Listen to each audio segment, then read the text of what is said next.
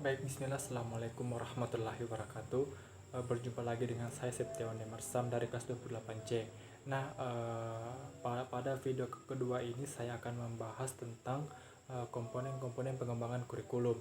Nah, pada video sebelumnya kami telah ataupun saya telah menjelaskan tentang pengertian kurikulum, fungsi serta peranan kurikulum.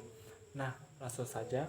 Adapun komponen-komponen pengembangan kurikulum, yang pertama itu ada tujuan, yang kedua isi atau materi, yang ketiga strategi ataupun proses penyelenggaraan kurikulum, yang keempat yaitu evaluasi. Nah, yang pertama yaitu komponen tujuan. Nah, maksud dari komponen tujuan di sini yaitu bagaimana hasil yang ingin kita capai ataupun tujuan kita dalam suatu sistem pendidikan. Nah, sistem pendidikan itu secara hierarki ada beberapa tahapan.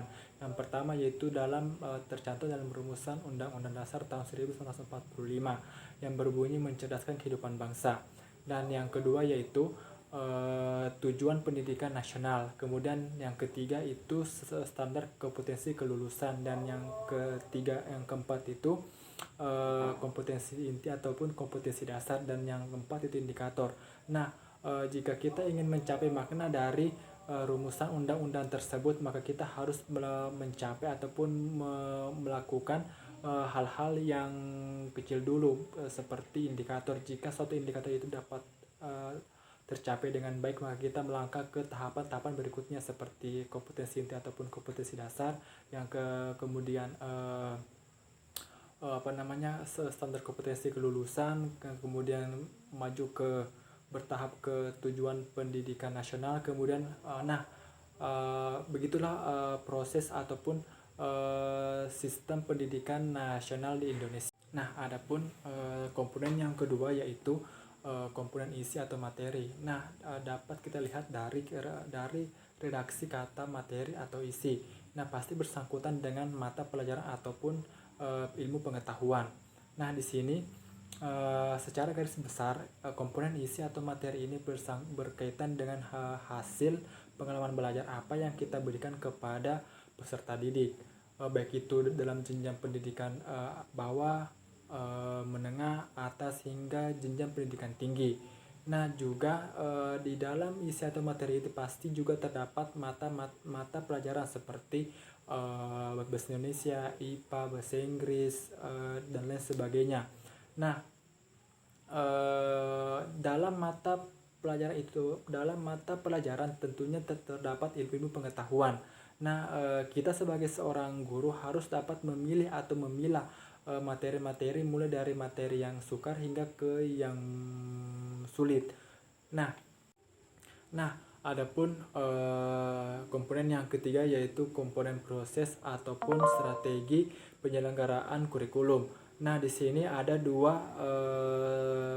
pengertian. Yang pertama secara makro dan secara mikro. Nah, adapun secara makro ataupun secara garis besar, itu bagaimana kurikulum itu menggunakan strategi ataupun proses-prosesnya sehingga tujuan pendidikan itu dapat tercapai dengan baik pada suatu jenjang pendidikan, baik itu SD, SMP, SMA, bahkan perkuliahan. Nah, adapun secara mikronya juga yaitu bagaimana kita sebagai seorang guru dapat memilih dengan baik strategi-strategi ataupun metode-metode yang akan kita gunakan kepada peserta didik. Nah, adapun komponen yang terakhir yaitu komponen evaluasi. Nah, secara makro yaitu bagaimana kurikulum itu mengukur sejauh mana keberhasilan penyelenggaraan program kurikulum itu dilaksanakan pada suatu jenjang pendidikan, baik itu jenjang pendidikan SD, SMP, SMA, bahkan perguruan tinggi. Nah, di dalam evaluasi ini terdapat beberapa bagian-bagian. Yang pertama yaitu evaluasi ide, yang kedua evaluasi